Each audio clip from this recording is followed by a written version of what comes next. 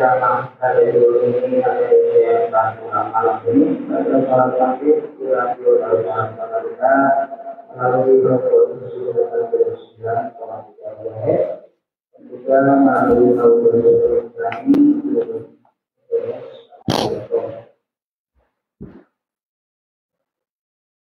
Yang informasi dari Yayasan adalah pengamatan Islam Muhammad SAW dan Abu Kumpul dari Muhammad dengan terjemahan dari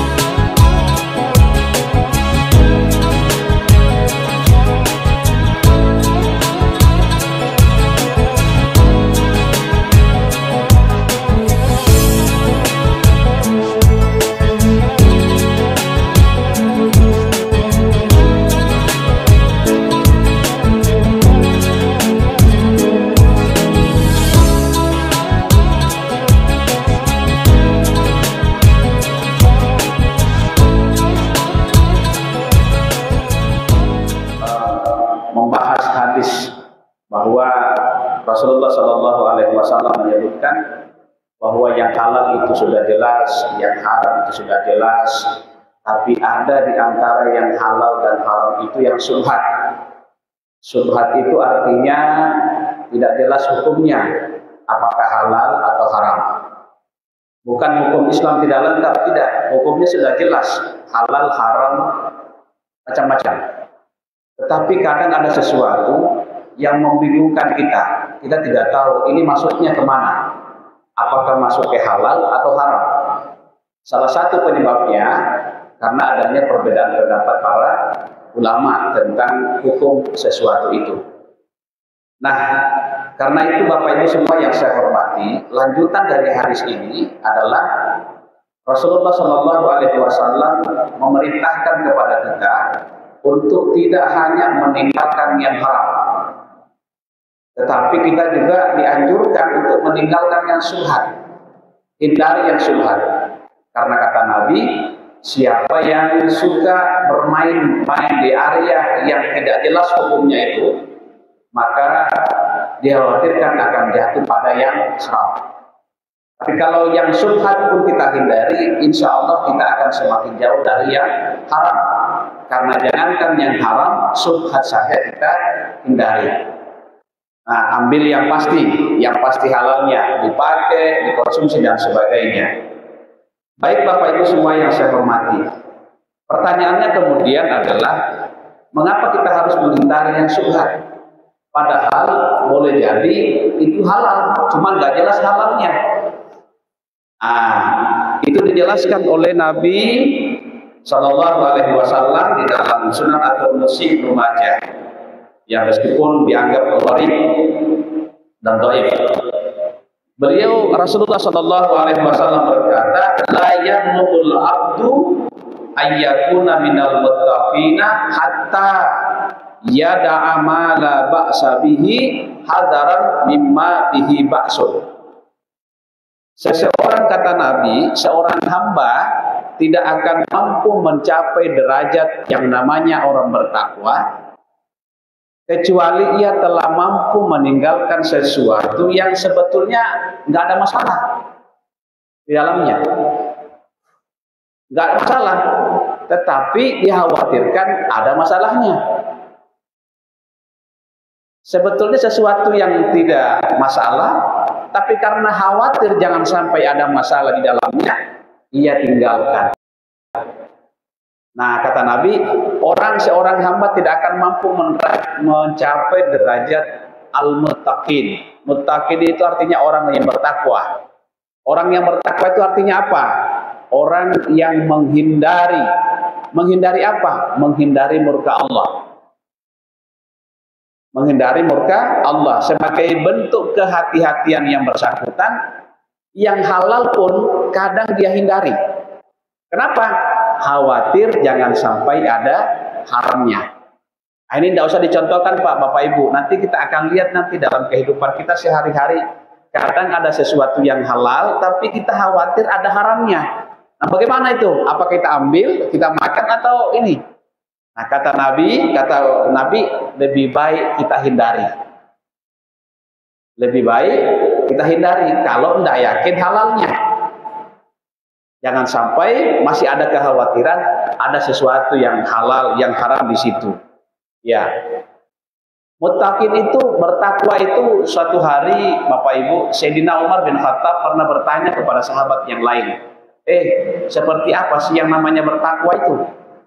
Sahabat itu bertanya, ya Khalifah Umar, yang namanya bertakwa itu adalah, contohnya begini, kamu mau berjalan ke suatu jalan, maka engkau di situ banyak pecahan-pecahan kaca, sesuatu yang berduri di jalan itu, maka kamu sangat berhati-hati menginjakkan kakimu ke jalan itu, tapi kamu harus lewati. Apa yang dilakukan?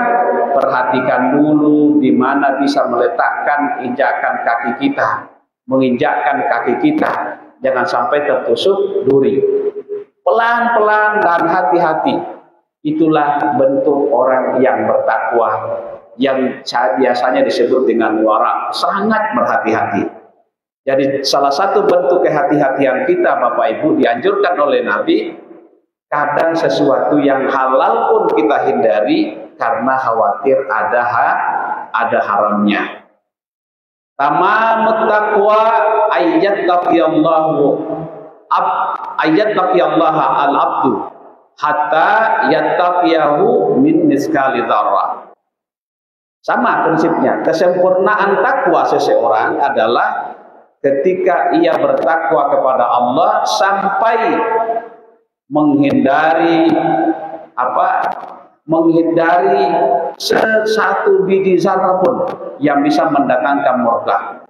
Wa hatta yatruka ba'da ma yara annahu halal, sampai ia meninggalkan sebagian sesuatu yang dianggap halal khasyatan ayyakuna haraman, karena khawatir jangan sampai ada haramnya. Jangan sampai ada haramnya. Ulama yang lain berkata, innama summu al-muttaqin, orang-orang yang bertakwa itu, orang-orang yang takut kepada Allah itu disebut orang muttaqin, li'annahum muttaqau ma la yuttaqa, karena mereka menghindari sesuatu yang tidak seharusnya dihindari. Tidak seharusnya dihindari.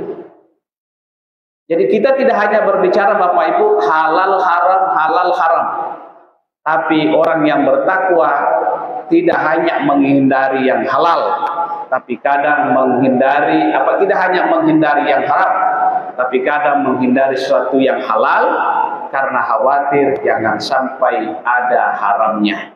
Sekali lagi Bapak Ibu, nanti praktiknya dalam kehidupan kita sehari-hari kita akan menemukan contoh-contoh seperti itu.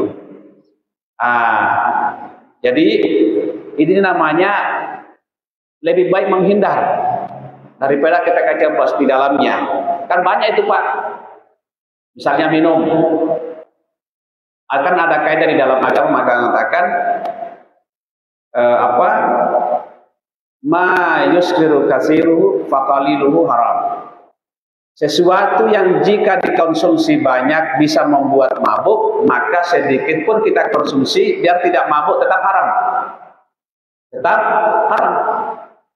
Biar kalau kita minum banyak memabukkan, maka itu haram. Maka kaidah mengatakan meskipun kita sedikit kita minum dan tidak mabuk tetap haram. Kita dilarang berduaan dengan lawan jenis yang bukan mahram kita. Mengapa? Karena dikhawatirkan